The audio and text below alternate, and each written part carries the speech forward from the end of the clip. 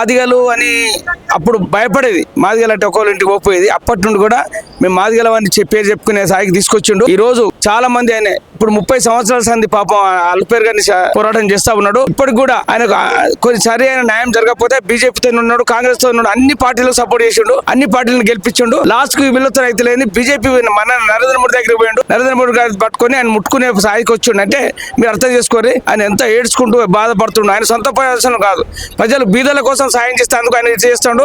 నేను బీసీ తరపుతో కూడా నేను ఆయన కోసం సుప్రీంకోర్టు దాకా పోయినాం మేము. నేను జయాకర్ గారు ఆయన ఎక్కడ ఉంటే అక్కడ పోవడం, మేము ఆయనకు మేల్చి మాకు ఏదో ఉడత సాయం మాతో అయింది, మేము చేసుకుంటూ పోతున్నాం. ప్రజలకు బీదలకు సాయం చేసేటోళ్లను ఎవరైనా కూడా వాళ్ళు సాయం చేస్తుంటే వాళ్ళు వెనక ఉండి నేను ఏదో ఒకటి చేసుకుంటూ వస్తున్నాను. ఈ రోజు కూడా ఇక్కడ కిషన్ వస్తుండు, వీళ్ళు ఇక్కడ జరుగుతుందంటే నాకు తెలిసి ఇక్కడికి వచ్చాను. నేను అక్కడ బాలాపూర్ నుంచి వచ్చాను, నేను వరంగల్ ఉన్నా. ఈ రోజు ఉండాలంటే ఇక్కడికి వచ్చాను నేను. ఆయన మంచిగా ఉండాలి, ఎందుకంటే 30 ఏళ్ళు ఎలా కలిసిపోయిందో మాకే తెలియదు. 30 ఏళ్ళ సంధి ఆయన ఇలా చేస్తా ఉన్నాడు అంటే మనం ఆశ్చర్యపోవాల్సిన పని. ఈ రోజు నరేంద్ర మోడీ గారు చేశాడు, సుప్రీంకోర్టులో చేశాడు, ఎవరి కోర్టు నుంచి వాళ్ళు ఇవ్వాలని ఆయన డిక్లేర్ చేశాడు. ఈ రోజు ఇక్కడ కూడా 1,00,000 దప్పులు 1000 గొంతులతో వేశాడు. మన హైకోర్టు కూడా వచ్చాడు, హైకోర్టులో కూడా మేము దప్పులు వాయించాము. నేను కూడా ఒక 40 దప్పులకు నేను కూడా స్పాన్సర్ చేశాను. అంటే ఎందుకంటే నువ్వెందుకు చేస్తున్నావు అని అంటారు. బీదలకు సాయం చేస్తుండు కాబట్టి మనం ఏదో చేయాలని నేను వస్తాను.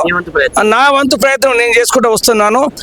మన హైకోర్టులో కూడా మేము చాలా ఒక 3-4 గంటలు అక్కడ దాని చుట్టూ దప్పులు వాయించుకుంటూ తిరిగాము. లోపల ప్రెస్ మీట్ కూడా పెట్టాడు కృష్ణన్న. పాపం ఆయన చాలా మంచివాడు, స్వార్థం లేని మనిషి. అటువంటి వాళ్ళు మంచిగా ఉండాలి ఈ రోజు అని ఇంతమంది జనం వచ్చారు చూడండి. ఇక్కడికి ఇంకా తక్కువ వచ్చారు, చాలా మంది తెలియదు. తెలితే రేపు ఇవాళ నిన్న 7 తారీఖు జరిగేది, ఇవాళ 7 తారీఖు ఈ రోజు జరిగేది పోస్ట్ పోన్ చేశారు. వాళ్ళు ఇంకా కొన్ని తక్కువ. లక్షలాది డప్పులు వేల గుంతల కార్యక్రమం జరగాల్సి ఉండే ఈ రోజు కేవలం అనంటే ప్రభుత్వము చేస్తున్న ఏదైతే వర్గీకరణ అంశం ఉందో ఆ దృష్ట్యా కొంచెం పోస్ట్ పోన్ చేయడం జరిగింది. తెలంగాణ రాష్ట్ర ప్రభుత్వము రేవంత్ రెడ్డి గారు మాదిగలకు రావాల్సిన వాటాను సరిగ్గా ఇవ్వని కారణంగా ఈ రోజు మందకృష్ణ మాదిగన్న పిలుపు మేరకు ఈ కార్యక్రమాన్ని వాయిదా వేయడం జరిగింది. ఎందుకు అనంటే ఒక ఘర్షణ వాతావరణము ఏర్పడకుండా ఏదైతే 11% వర్గీకరణ రావాలనేది మా లెక్కల ప్రకారము మేము 32 లక్షల చిల్లర ఉన్నాము. అదే విధంగా 15 లక్షలు ఉన్న వాళ్ళకు 5% రిజర్వేషన్ ఇవ్వడం జరిగింది.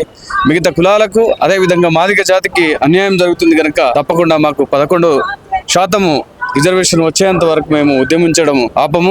మేము ఏదైతే 1,00,000 డప్పులు 1000 గుంతల కార్యక్రమాన్ని తాత్కాలికంగా వాయిదా వేయడం జరిగింది కనుక తప్పకుండా తెలంగాణ ప్రజానీకము మీరు ఈ రోజు ప్రజలంతా చాలా ఉత్సాహంగా మాదిగ జాతి మాదిగేతర కులాలు కూడా ఈ రోజు పెద్ద ఎత్తున లక్షలాదిగా హైదరాబాద్ కు తరలి రావడానికి సిద్ధపడ్డారు. కానీ కొన్ని అనివార్య కారణాల వల్ల ప్రభుత్వము ఏదైతే పర్మిషన్ ఇవ్వని కారణంగా ఇది వాయిదా వేయడం జరిగింది. తప్పకుండా అతి త్వరలో మందకృష్ణ మాదిగన్న పిలుపు మేరకు అతి త్వరలో తప్పకుండా ఈ కార్యక్రమాన్ని ఏదంటే ప్రపంచం విస్తుపోయే విధంగా లక్షలాది డప్పులు వేలాది గొంతులతో కార్యక్రమం నిర్వహించాల్సింది. అది కేవలం అంటే వర్గీకరణకు ఈ కళా ప్రదర్శనకి ఎలాంటి సంబంధం లేదు. తప్పకుండా కళా ప్రదర్శన అనేది తప్పకుండా ఈ వారంలో తప్పకుండా పెద్దలు మాన్యశ్రీ మందకృష్ణ మాదిగన్న గారు దాన్ని అనౌన్స్ చేస్తారు. దాని ప్రకారం మళ్ళీ తెలంగాణ వ్యాప్తంగా అదే విధంగా అనేక దేశవ్యాప్తంగా ఈ యొక్క అద్భుతమైన వింతను చూడడం కోసము ప్రజలందరూ అంటే లక్షలాది కన్నులు చేసుకుని ఉన్నారు. అది తప్పకుండా మీ కళ ఏదైతే మీ ఆశ తప్పకుండా నెరవేరుతుంది. అదే విధంగా అంటే మాదిగలకు రావాల్సిన 11% వాటా వచ్చేంత వరకు విశ్రమించేది లేదు కనుక తప్పకుండా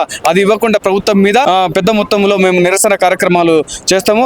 ఈ విధంగా అంటే మాకు అంటే 9% అంటే వర్గీకరణకు అంగీకరించినందుకు ప్రభుత్వానికి మేము ప్రత్యేకమైన కృతజ్ఞత తెలియజేస్తున్నాము.